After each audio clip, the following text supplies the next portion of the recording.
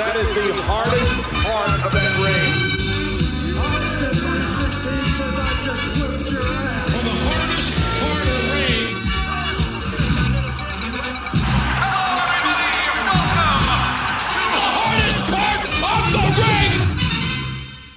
Hello and welcome to episode number 61 of Hardest Part of the Ring, the podcast where four friends get together to celebrate the wonder of professional wrestling.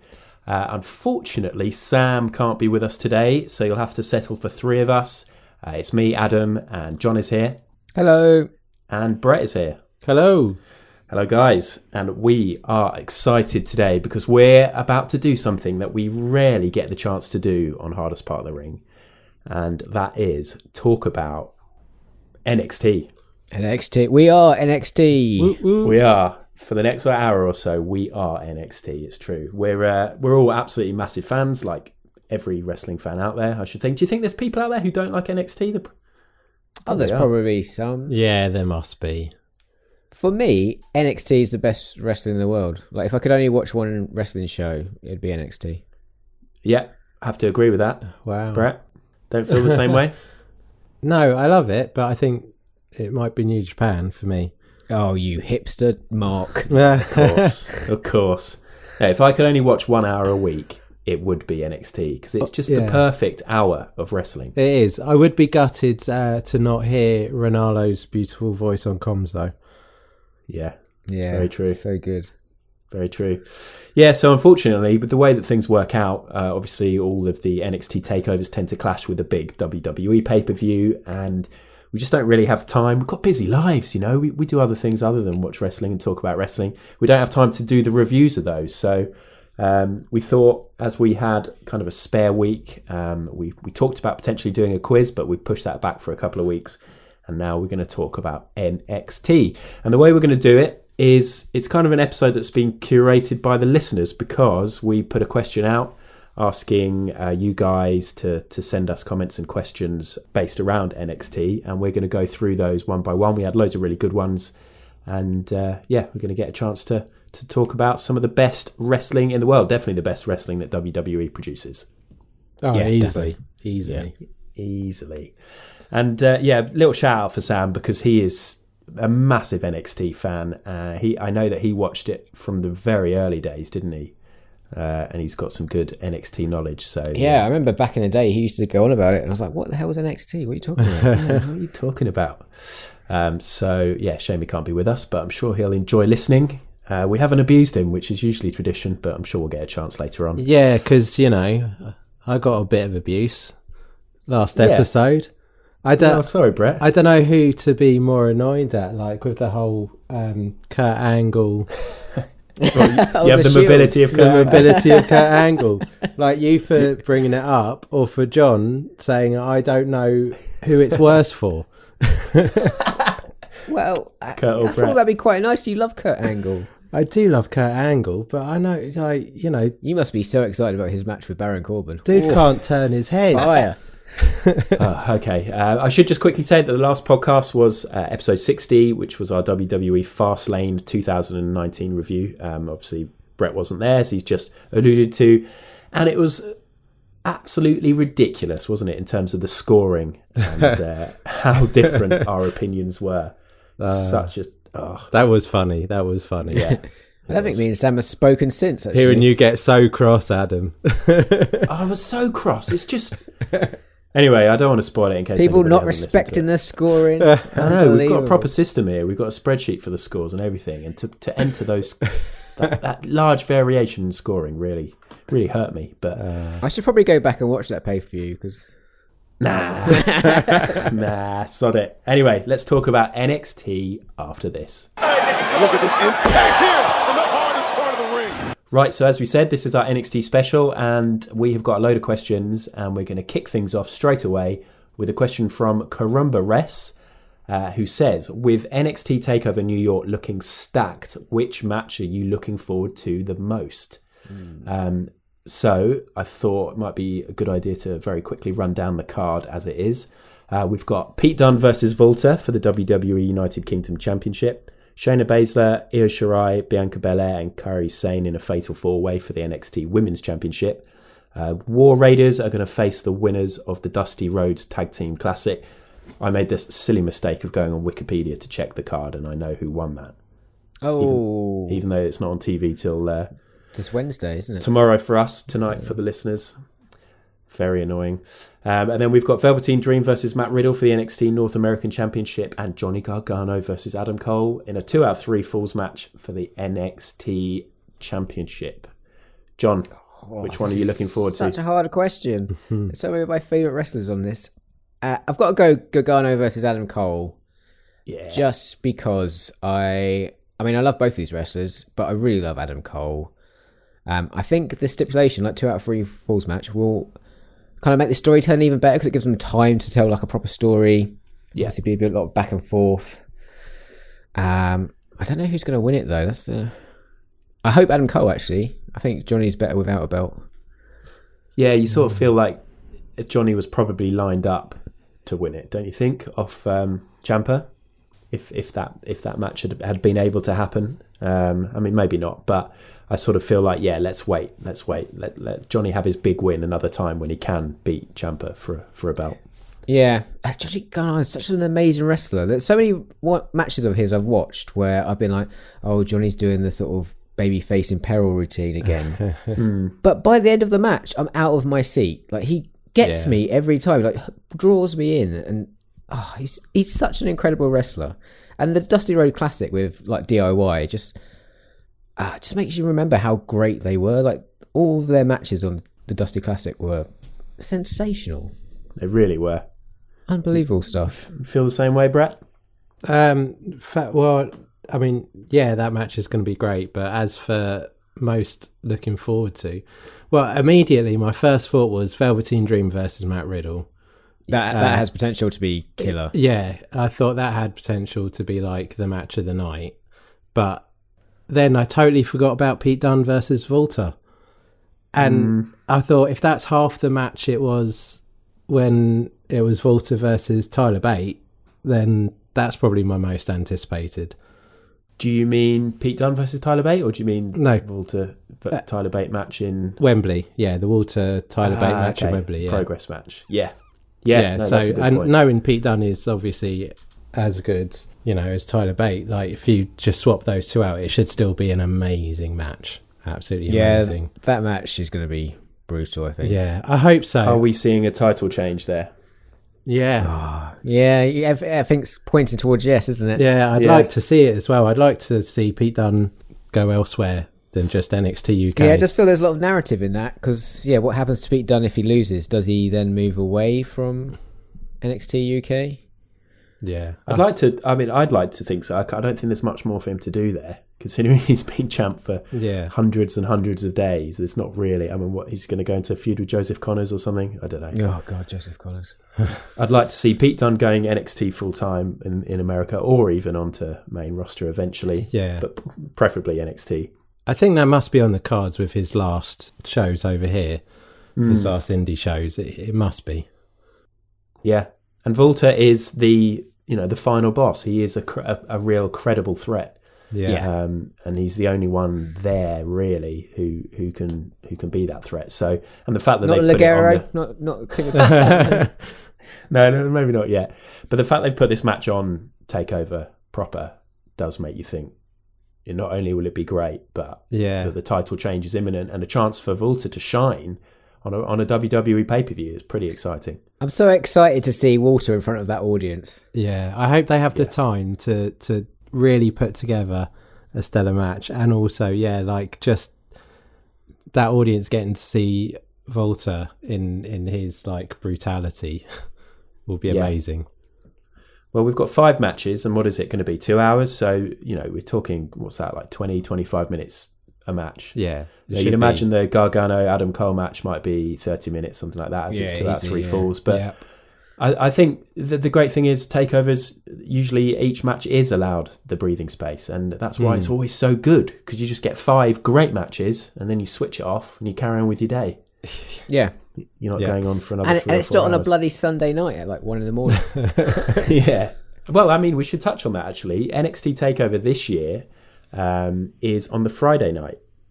So the Hall of Fame for WrestleMania has been moved to the Saturday night. And there's different reasons for that, sort of speculation as to why they've done that. Some people say it's to break up the norm of having the 4 WWE shows in a row. So obviously TakeOver, WrestleMania, Raw, then SmackDown. Maybe giving the staff, a day off. But others reckon it's because there is the big Ring of Honor New Japan G1 Supercard show at Madison Square Gardens on the Saturday. Oh, yeah. So they don't want to clash with that. I'm just thinking about all those like wrestling fans who might have got tickets to the Hall of Fame and they'll be sitting there for 4 hours watching just cheesy speech after cheesy speech, and they could be watching Ring of Honor New Japan and all the other crazy Mania weekend shows that are going to be going on. Yeah. In Madison Square Garden as well. That's like on my bucket list to go watch wrestling there. Yeah. When the podcast makes it big, guys, we'll be out there for WrestleMania. What do you mean when? We are big. When the podcast makes it even bigger than it is today. Adam, which match are you looking forward to? Thanks for asking. It's those three that we've highlighted, really. Johnny versus Adam Cole. I mean, I know that is going to be an incredible match, but I sort of prefer Velveteen Dream and Matt Riddle as two individual wrestlers, even though you could argue they're not quite at the level of those other two. I just think in terms of the charisma, the character, and the kind of match that you'd know they're going to have, I think probably that is on a par with Pete Dunne versus Volta. Yeah. Absolutely love Pete Dunne. Can't wait to see that. So yeah, probably those ones. I mean, obviously, War Raiders versus whoever wins the Dusty Rhodes Tag Team Classic, as John said, those matches over the last few weeks have just been amazing, haven't they? Yeah. So good. Like, I made a little list before we started of the matches over the last few weeks that I've enjoyed. And there's about 8 of them or 9 of them because there's so many quality matches. Obviously, we had Aleister Black and Ricochet versus Eichner and Bartel. The first round, I thought that was much better than I expected. The DIY versus Undisputed Era match, that was incredible. Yes. Incredible. And then the DIY versus Black and Ricochet as well. And those wrestlers, just 4 of the best in the world. Absolutely brilliant. You know, when they brought Ricochet, Black and Gargano and Ciampa up to the main roster, yes. I thought the sort of easy win, like great WrestleMania match, would be to have a tag match, like an NXT tag match. Would have Gargano and Ciampa, Black and Ricochet, the Revival, and you could even like put like Gable and Rude in there, and that match would be the best match on the card. It'd be crazy and brilliant, and just everyone would love it. I think they might be leading towards that, except obviously without Ciampa and maybe without Gargano. But I think Black and Ricochet are going to get a WrestleMania match. Stretch into the 6th hour of WrestleMania. But yeah, I think they will. But I mean, Sam spoke last week about the fact that they've been put together as a tag team, and we talked a little bit about it. And I think it is a valid complaint that they haven't quite had the call up that we might have expected or wanted. But oh my God, what a tag team! It's weird, isn't it? They look so weird together, but they're putting on amazing matches. I mean, they're both covered in tattoos. It kind of works a little bit. Does it? It's like this really moody goth guy and the really enthusiastic self-help guy. It's like you and me. I don't know. If we had a tag team. But yeah, I just think if you've got 2 spare incredible wrestlers, then why not put them together? I know, but there's a lot of that on WWE where we're just like, we're not doing anything with these guys. Let's just shove them together. Hello, Rude and Gable. Yeah, they're not quite at the level though, are they? I know we all love Gable, but they're not quite there. Anyway, we should probably touch a little bit on the women's match before we move on. Obviously, the fatal 4-way between Shayna Baszler, Io Shirai. Oh God, Sam's not here to give me grief for that. Bianca Belair and Kairi Sane. Any quick thoughts on that, Brett? Who do you reckon's going to win? Shayna going to continue to dominate? Oh, yeah, probably. I don't know if I see any of the others picking it up. I mean, I'd like to see some, Kairi pick it up because I think she's awesome, and I'm not the biggest Shayna Baszler fan, but Shayna's got her lackeys, hasn't she? Yeah, that's the thing. They're definitely going to play. They can't be ringside, can they? Yeah, There'll probably be a run-in, I thought, wouldn't they? Yeah. What about Bianca Belair? She is undefeated. Yeah, I felt like a complete twat doing that, but I had to do it. I've got a feeling she might win it. I think it might be a bit too early. I Yeah. think Shayna's probably the only credible champ at the moment. I think the other ones aren't quite there yet. Okay, and actually, looking at the rest of the card, I suppose, with other title changes and things that might happen, perhaps that is a safe bet. Should we very quickly do predictions then? So Pete Dunne versus Volta, are we all thinking a Volta win? Volta, yeah. Yeah, I hope so anyway. Shayna Baszler to retain the Women's Championship. War Raiders versus whoever. We don't know who whoever is. I mean, War Raiders, if their run has been slightly underwhelming, they haven't really sort of defended it much, have they? I think they're missing a really great match, aren't they? Yeah, well, I think they're missing. I mean, I think Undisputed, the tag team within Undisputed, is like great opponents for them. But yeah, again, I don't know, like with all these just putting people together tag teams, it just seems like they don't have that great feud or anything yet. They don't. They've got a load of teams that are ready to go to the next level, but yeah, people like the Street Profits aren't quite there, and Danny Burch and Only Lorcan. Only Lorcan. I love Only Lorcan. Yeah, I love that tag team. Yeah, but I don't. They're not top level, are they? I don't think. I can't see them holding the titles yet. No, I don't see them winning the titles. They're definitely put on a quality match with them. This is why I was sort of surprised Undisputed went out so early in this, because they are just such quality. I mean, I know they were going the original Bobby Fish and Kyle O'Reilly, which I know people love, but I thought Roddy Strong and Kyle O'Reilly was just obscenely talented.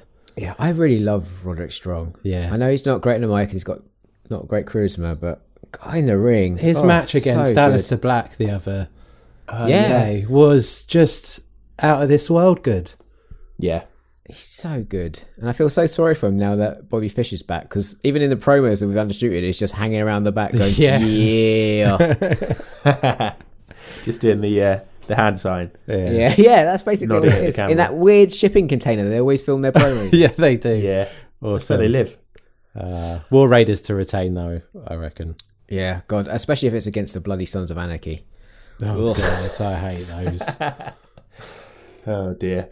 And then we have Velveteen Dream versus Matt Riddle. What do you reckon? Probably Dream to retain, because he's only just won it, and they've moved that title around quite a lot recently. Yeah, I'd hope so, but I don't know. They might just be loving Matt Riddle. Yeah. Yeah, it's hard to say. Dream's been killing it recently. He has. Really has. I mean, like, you know, you're talking about charisma and everything. The guy does a double axe handle. And like probably the worst move, and yet it's my I love favourite it. move, the double axe handle. It'd be my finisher. It's the only move we could pull off. Yeah, but it's just like he gets away with it. Amazing. He does. But what I'd like to see is them have a great match and then it be a continuing thing. Yeah, I think if this sets up the feud, I think that'd be really. That cool. would be awesome. Yeah, and then finally, what are we saying? Is it going to be Adam Cole? I'm going Cole. Yeah, I reckon. I think Adam Cole. Yeah, makes sense. I mean, they've had this whole thing of the Undisputed Era having a bit of a dodgy patch and losing quite a few matches, and then for him to win that, it was a 5-way, wasn't it? The Fatal 5-way match, which again was so good. But the way that he won it, sort of coming in cheekily at the end, I could see him sort of snatching it, basically, and being a great heel champ. Yeah, I mean, he's perfect. He can talk, he can wrestle, he does everything. Okay. Cool. Speaking of heel champs, the next question came in from Loserweight, and he said, and this is a tough one, he wants us to fantasy book Ciampa's return and the end of the Gargano Ciampa story. Brett, have you had a chance to think about this? Fantasy, but this is like I'm the worst at. I did have a think though. Okay, come on. Although I don't think there will ever be an end to Gargano Ciampa story. There's just too much money in it. I just think like forever. Same with, you know, Kevin Owens and Sami Zayn. I think those two are just going to be intertwined now for it's a good point. If Sami Zayn ever comes back, that is. Yeah. Ever. Yes. Fantasy book. I don't know. Let's say, can it be outside of NXT? Yeah. Right. So I'm going to go with, it's going to be at the Royal Rumble. Ooh. Johnny Gargano's in there quite early as an underdog. He's making his way. Perhaps he's already been in a few matches main roster, not so much NXT anymore. So he's up there. He does like a Shawn Michaels run or something. Last Ages. Then the number 30 entrance back from injury is Tommaso Ciampa. Oh, I like it. And last minute takes away that chance at a title shot. That's believable because Ciampa is believed to be out for up to 9 months, and in 9 months' time it will be Christmas, sort of January, Royal Rumble time. I don't think either of them would be, in title shot winning territory and main roster, but I would like to think so because they're both good enough. Yeah. Okay, John, similar or very different? I think that would work really well. Mine's a bit more mainstream WWE, I'd say. Okay. So I have it as Johnny is on the main roster, but every match he gets, he's tormented by this masked wrestler who comes in and sort of costs him the match, like title matches, all that sort of stuff. Yes. Johnny has an in-ring promo where he calls the guy out. He's like, "Oh, who are you? Come out." So the guy stands at the top of the ramp, unveils his mask, and it turns out it's Candice LeRae. And all of a sudden, Ciampa's music plays. He walks out, put his arm around Candice. They look at each other, do a little kiss. Passionate kiss. Yeah, really uncomfortable. Like, you can see tongues going everywhere. There's loads of saliva. Like they have to wipe their mouth. Vince comes out and joins them, a 3-way kiss. But it all leads up to a match at WrestleMania, which is a triple threat. No, not even triple threat. What's the word I'm looking for? A handicap match of Candice and Ciampa versus Gargano. And if Gargano loses, he gets divorced from Candice so she can marry Ciampa. Obviously, he loses, and then Ciampa and Candice happily skip up the ramp where there is Mark Henry, who's been ordained as a vicar, and he performs the marriage right there and then. Oh, you've put some good thought into that. Yeah, that's way more than I did. I mean, there's a chance WWE might head back in that kind of direction. We've got 9 months. Wow, I'm not sure which one I'd prefer. I definitely prefer Brett's. My thoughts are that I sort of feel, again, I don't think it can ever end. But I also feel as if when he comes back, I don't think it can just be like, boom, it's over. I feel like they're going to have to build and build and build again. And I think they're going to have to do that on the main roster. Like, I don't see them finalising this now in NXT.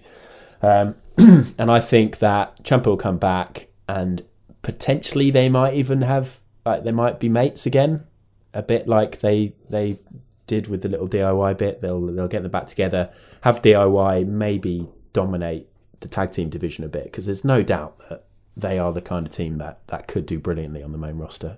And obviously, look how the Revival are doing. It's all set up. I have to say, can we just quickly talk how they broke up and the whole... it was done so well. With the sort of double swerve, you thought it was going to happen again. But then Johnny no. You're going into the light board. Yes. It was just perfect. It was so good. Yeah. I mean, but a part of me was like, but it was just because of the injury, wasn't it? They had to do it. Yeah. They had to do it. So they did the best they possibly could. But so I think maybe reform, DIY, win tag titles. They have a great run. And then there'll be a turn. And then they'll have a massive match at WrestleMania 2020. I think sort of WrestleMania is where it needs to end if it's going to end.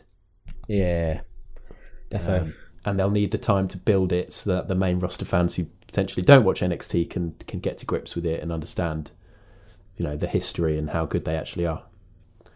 But yeah, hopefully they'll just do what John said. Yeah, be much more fun. Yeah. Good. Next question. Capital Clamface. He wants to know what we think are the best and worst NXT call-ups, and also who could benefit from a return stint in NXT.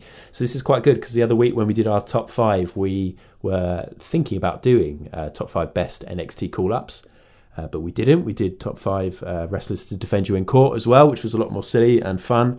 But now we get to discuss this now. So should we do the best first? I mean, they're all going to be fairly obvious. Good. Yeah, John? Who are the obvious ones? The best is Charlotte, I would say. Yeah. I mean, I actually just wrote down the 4 horsewomen in general. But actually, all of them. You're probably right. Charlotte is the standout one overall. Obviously, Becky Lynch has got a lot to say about that over the last 6 months or so. But yeah, good shout. Brett, anyone else to add to that? Anyone else to add? Oh, Baron Corbin? No, that's a joke. Oh my God. That's a joke. That's a joke, everybody. Totally a joke. Ty Dillinger? No. We're going to do worst in a minute. I'm trying to think. I don't actually think I can go beyond that. Well, I mean, there are the obvious ones like Finn Balor, I guess, is obviously, Well, Finn's a weird one because this is my thought with most of them. Yeah, but I mean, I'm thinking the standout ones are the 4 horsewomen because they've actually had like ongoing success on the main roster. Obviously, Seth Rollins, Roman Reigns, Kevin Owens. Definitely Kevin Owens. Big E. Roman Reigns, does Woods. he count? Like, that was back in the Florida days, though, was it? Was it NXT then? No, it wasn't really, was it?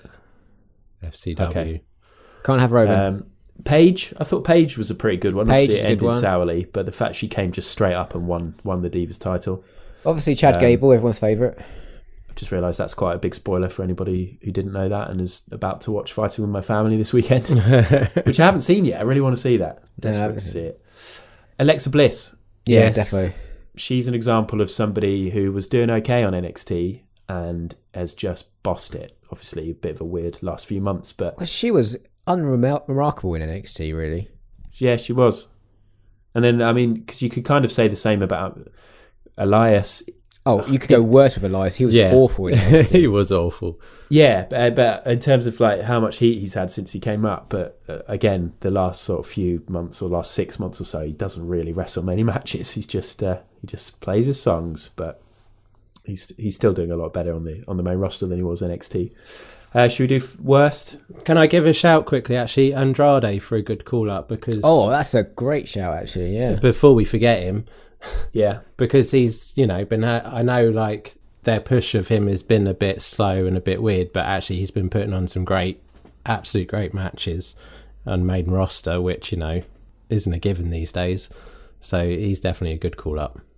Yeah, he's one of those wrestlers that if I had a match with him, it'd still be 3 stars. Yeah. And all I'd be doing is double Atkins handles from the middle rope at best. From the second, nice. From the second buckle. But that's a good point, Brett. And actually, that's reminded me that after the last podcast, where was it the last one, where we were I think we were being slightly negative on Andrade, or maybe Sam was, about how he's been utilised. And Loserweight, I'm just looking through our messages now, but Loserweight, who obviously asked the question about fantasy booking Ciampa's return, but he got in touch and had some good points, so I'll read them out now. He said on Andrade, I'm not worried with how they're treating him. He's on TV regularly, he's booked strong in a feud with Rey Mysterio, and he's competing for the secondary SmackDown Live title. Compare him to other call-ups, people like Sanity, and it's clear WWE is pretty hot on him, which is true, isn't it? Yeah. Yeah. I saw a photo of Sanity at a house show recently. I was like, oh, they are still there. It's such a shame. In fact, I mean, I didn't even think of them as a bad call-up because I'd totally forgotten they even existed. But I mean, they are a bad call-up as it stands. And it's such a wasted opportunity. Killian Dane is such a good big guy. Yeah, he is. They're just a good team. They're just cool, good entrance music, a pretty cool look. And then to have the female member of the faction as well was exciting and different and something I thought would work well on the main roster. But yeah, I feel like the NXT women's division is a little bit sort of lesser now that Nikki Cross isn't there. It feels like there's a big hole there. Yeah. Because she used to be such a mainstay for so long. And such a big personality. Yeah, you're right. Lars Sullivan, that hasn't worked out well with his panic attacks and his not turning up. And weirdly, I was. This is probably too much information. I was on the toilet yesterday and I suddenly thought, what the hell happened to Lars Sullivan? Yeah, I didn't think that until you just mentioned his name, and I was like, Lars Sullivan. Yeah. Again, another really good big guy. Did you do a poo that looked a bit like Lars Sullivan? It's very muscular. That's all I can say. It sounds massive. Always are. It was weirdly backlit. It was strange. The other two that I had to mention in terms of worst kind of linked to the next question, who could benefit from a return stint. I think the Fashion Police have done some good stuff, but Tyler Breeze, we saw when he had his little comeback match. It'd be quite nice to maybe see him on NXT again, and Bo Dallas as well. Yeah, I think both of those. I think, could we also say Shinsuke's up there in the worst? Oh, yeah. The problem is, like, I had this when, you know, we were thinking of like the best. I was thinking of people that I love, but they've just really not had great booking whatsoever. Like, totally ruined. So, like, Nakamura is one. You know, Chad Gable, I guess they won the belts straight away when it was American Alpha, but, you know, he's just, like, not really been doing or being utilised until this another crammed together tag team. But I'd love to see Chad Gable back in NXT. Yeah, Chad Gable's a good one, just so we get to see him wrestle more, because he's such a talented guy. Yeah.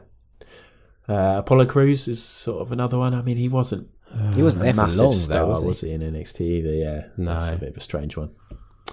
Anyone else who'd benefit from a return stint in NXT? Or Mandy Rose. I think Sam mentioned it last week. Oh yeah, in terms of her actual development, as a wrestler. Yeah, I agree with that. Yeah, it's a good idea. I doubt it's going to happen, but no. Yeah. Cool. Well, that is our thoughts on the best and worst NXT call-ups. We're going to have a quick break now, and we'll be back with the next question after this. EC3 now has Velveteen Dream on the apron. Velveteen Dream could be in trouble. Wait. Counter here by Velveteen. No way. Dream Valley Driver on the apron. Right, on to the second half of our questions from the listeners regarding NXT. We've got one from MJ from You Total Cult, and of course the Riptide After Party podcast. Speaking of which, there is another episode of that coming out very soon, which features MJ and me and Tom from Riptide, and Brett, you're on it. Yeah, I got a little cameo. Yeah, you have. We talk about the Angry Worm from the latest piece of Riptide work that you've been doing. Or it's not even the latest now, is it? You've done loads since then. Yeah, it's dropped back a few. Yeah, but that podcast, Riptide After Party, will be out very soon, and obviously we'll share that on our social media when it comes out. But MJ's question is an interesting one. He says, speaking purely as viewers, would you rather see NXT as a super indie promotion for well-known indie stars, or a place for complete unknowns to develop from scratch in front of your eyes? No mixing of the two or fence-sitting in your answers. So there. So there you go. Yeah, tough question, this one. Yeah, it is tough. No fence-sitting, Brett. What do you think? I've got an answer. My answer is selfishly super indie promotion. Yeah. In my softy heart, I would like the idea of seeing, you know, it actually developing more stars and seeing them grow. But I just know for viewing, I would probably switch off of that. Yeah. Just because I think I agree. It's really slow or it seems really slow in the development on there, or they they get them to a certain standard and then they rush them beyond NXT. So you don't really get to see them. Velveteen Dream's probably the only one I can think of. Yeah, certainly recently. Street Profits, kind of. They've sort of done a slow build with them, haven't they? Yeah, I think quite up to that level. No, they've still got a lot to show. Although, Montez Ford, his frog splash. Oh, obscene! How high does that guy get? Yeah, I know. Or his tope. Did you see his tope cornido or whatever it is over the top rope that he did? Yeah, that was like obscene as well. So high. Yeah, they've got loads of potential. I think. Loads of potential. Speaking of those guys, though, did you see Tyler Bates German on Dawkins? Where he was just holding him up. Oh, brutal. Yeah, he's very strong, that lad. He's a big strong They should boy. make more of that, shouldn't they? Yeah. Anyway. John, do you agree with that? Yeah, I completely agree with that. Like NXT, I'm most excited about NXT when they have that big new indie sign-in. Yeah. And if I'm watching an episode and I've got some, one of the early matches is a load of people that I've never heard of, I'm like, ugh. Yeah. I think I'm in agreement with you guys. I remember when they first started signing up all the talent, the indie talent, I was a bit against it because I was worried that they had too much and what it was going to do to the indie scene. But it's just, I mean, look how incredible the NXT roster is. It's so good. That card for TakeOver is arguably the best card yet, and it just feels like every time they have one, it gets better and better and better. And then you look at the level of talent that's not on there. I mean, we haven't had a chance to mention the Keith Lee, Dominic Dijakovic. He needs to change his name, does it? Yeah, he needs to change his name. Dijakovic, that's it, not Djakovic. But the fact his name in the Indies was Donovan Dijak as well. Yeah, they added an Ovic on the end just to make it longer and more difficult. So much catchier. But I mean, those are two guys who have got loads of talent and could feature arguably on a takeover, and it's just absolutely brilliant. And I think if I want to see unknowns develop, then we can do that, can't we? We get to see that on the UK indie shows. We get to do it live at Riptide, and then the likes of Progress now, who have got a lot of their talent on NXT UK, and they're not able to use them or don't want to use them because they can't use them properly. We're starting to see a lot of new talent on Progress as well. So I think we can do that, and then get excited when they get signed to NXT. Because all the great wrestlers in NXT at the moment are great wrestlers because they've done it for years and years and years on the indies. Like they've honed their craft. They're experts in it. They know what they're doing. Yeah. Plus, I'm. You know what? If there are more people like Pac and wrestlers that sign up to WWE, maybe they go through NXT, maybe they stop after NXT, or they go to main roster and they realise if more of them sort of realise it's not working and then jump back to the indies, then I'm all for it as well, rather than them just stockpiling talent. Yeah, I think we need that. If more people leave as new people come, they have their WWE stint and then they go on and have the career outside as well. If it's not working, if it is working, then stick around, great. Yeah. But then it's not like, you're missing people. Yeah, I think that is one of the concerns, is that so many big names from the indie scene have gone to NXT or elsewhere, and all the younger talent, the developing talent, the unknowns are getting the opportunities, but they're not having those people to learn from. Like, they're not out the back talking to people like Pete Dunne or Volta, unless it's the certain promotions that he can work on or whatever. But there's so much of that big talent that those big names that aren't there anymore. So that is a slight negative. I mean, there's somebody, if you think about somebody like David Starr, who I'd be gutted if we lost him from the indie scene. And he is one of the most prolific wrestlers there is. He's just popping up all over the place all the time. Yeah. And I imagine he's quite a big influence on a lot of the other wrestlers, even though I know he gets people's backs up at times. But imagine him coming to NXT. You just feel like he'd be absolutely brilliant. I can't believe it. WWE haven't signed him up already. Like, he's the perfect package. He really is. He's phenomenal.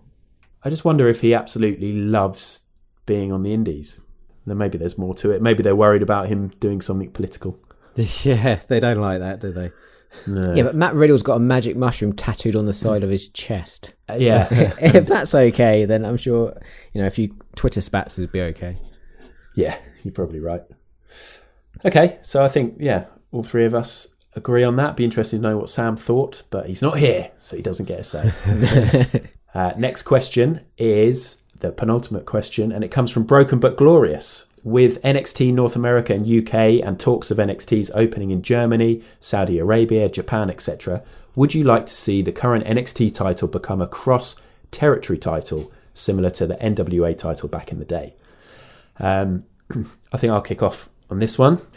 I don't like the idea of the NXT title being cross-territory necessarily, but I'm totally up for the idea of them maybe once all the other territories are up and running, getting a new title, so like a new sort of international title that is cross-territory. And I reckon like whoever's holding the belt could defend it on their home turf at all times, and then maybe like a bit like an open challenge every week. Somebody from one of the other territories could come and challenge for it, and then if they win it, take it back to their country to defend, something like that. It's like a really good way of giving exposure to like the other stars from the other territories, and even if they don't win it, maybe some of the audience would be interested in watching them back on their home turf, that kind of thing. Because you kind of want it to feel like a whole family almost, don't you? Like a knitted group. There needs to be that sort of cross-pollination, mainly to draw viewers into those other promotions, get people watching. Yeah, exactly. I find it hard to believe they will do a Saudi Arabia NXT, but you never know. Yeah. I mean, I don't want to assume Sketchy. that it won't be that amazing, but it's just going off, the talent we've seen come out of Saudi Arabia so far. There's not really anything, is there? But it might be an untapped market. You never know. Japan one would be very interesting. Yeah. Yeah, that could be very interesting. You're right. Step on a lot of toes. It'd be great if they got like Minoru Suzuki, just weirdly. Yeah. Okay. Well, that could be interesting. You guys basically in 100% agreement with what I said, or do you have anything else to add to that? No, 100% agree. Like, it'd be good to see, the title that is, but it shouldn't be the main one because that should be just for the main NXT. Yeah, totally agree. Yeah, and the NXT one's got all the history. If it's suddenly, in Germany, it'd just be weird. I mean, they're doing a good job with NXT UK where they're getting sort of people over and sort of doing a few matches over there and stuff. It's good. Yeah, you want it to have some prestige though, wouldn't you? Yeah. I think that's the only thing. You wouldn't want it to be like the US title or something. If it's one that's going around territories as such, it would be good that it would be perhaps like maybe the most coveted in a way. I could imagine that being NXT. the case because it is really the truly world, global championship. Yeah. Okay, cool. I think that's a good point though in terms of like NXT UK getting wrestlers. I really like the fact that WWE are being flexible on letting people move across and feature in matches on different rosters and different shows and things. It's really cool. And even like the other week when Sasha and Bayley came down to show off the titles. That was lovely. Really great moment. Oh, so nice, yeah. Yeah, love all that. Okay, good question, Broken but Glorious. But again, we are unanimous in our answer. Final question. Wow. A bit of a silly one. Well, not a silly one, just more of a light-hearted one from Carl 00. Best entrance music in NXT right now. Brett, what's your favourite? Oh, that's it. Make me go first. Well, I'm hoping you've prepared all these questions. You I have answers prepared, ready. but I didn't have like a definite answer for this one. Okay, good. At the moment. That's fine. I mean, I guess Aleister Black's still. That is such a bloody banger. I was listening to that in the car the other day, and me and my wife were like, this is a banger. It is. And the great thing is it just keeps repeating, so you can just keep singing it. It is a bit too long, I'd say, actually. Well, it's not really a proper... It's still good. It's like it's the entrance edit, is it? It's not the radio edit. We need a proper radio 3.5 minute version. Totally agree with that, Brett. That is the number one, but apart from Aleister Black... I mean, I quite like Io Shirai's bit of dancey electronic one. I can't even think of that right now. It's just like a dance tune. It's not like particularly. You can't sing it for us. Brett loves his dance music. Yeah, absolute raver, Brett. Totally. Undisputed Era, surely that's got to be. Oh, that is really good. Yeah, that's a good one. It just works perfect. I don't love that one. I really like that one. I love the way that each of them have sort of got their little thing that they do. Obviously, when they have the titles, Kyle O'Reilly plays the air guitar on them, and the whole boom thing for Adam Cole. It just works. They're so cool when they come down. They're so cool. Yeah. John, I really like. Yeah, sorry, I really like. I like Matt Riddle's just because it reminds me of Grand Theft Auto San Andreas. Yeah. Yes. But my favourite one at the moment, and it's not a current wrestler, but it's Dusty Rhodes' theme whenever they do the Dusty Rhodes Classic. It's such an absolute banger, that track. Good shout. Yeah, I've enjoyed that. I added it to my Spotify playlist the other day. It is phenomenal. Nice. Yeah, that's a good one. My last shout is one that has been on NXT for years, but I've only just become fond of it, I think, and it's Gargano's sort of emo Paramore style vibe that he's got going on. That's quite a catchy song. I quite like that now. That's grown on me as well. Yeah. Good. Well, listeners, if you disagree with any of that, then feel free to get in touch. EWF81 on Twitter is Brett's direct account. But no, we'll give you the proper details later. That's the end of the questions. That was all really positive. But that's because we were talking about NXT. Is there anything, before we move on and finish, is there anything negative? Are there any wrestlers you think are shit? Are there any feuds that are just you're not interested in? Are there any booking decisions that have been made that you just thought, this is rubbish? I tell you what, when that rock star guy, Buchanan? Who's the Rick Rude lookalike? Oh, I liked him. Oh, God, I quite liked him. I like him now, but when he first came out, I was like, what the fuck is this? Yeah. I was looking for my PlayStation controller. I was like, I'm going to fast forward this. But by the end of his entrance, I was fully on board. I can't remember his name. Yeah, right. You all give Buchenhauer, isn't it? Buchenhauer, something like that, isn't it? Yeah, something like that. Tanahashi a bad rep for his air guitar, Yeah. and then this guy gets away with it. Yeah. No chance. And not only that, he's doing the high-pitched squeals as well, wasn't he? Like the really high-pitched. Really funny. Yeah, that entrance was incredible. But he hasn't been back, has he? I think he has. Has he? Not over the last few weeks. No, I haven't seen him. Actually, no. you're right, yeah. He's probably doing the house shows. The Forgotten Sons could be forgotten a bit more. Oh, God. Yeah. That one guy in there, the one, not part of the tag team, the really Like the terrifying... main, older, really stacked guy. Yeah. He is scary as Yeah. F.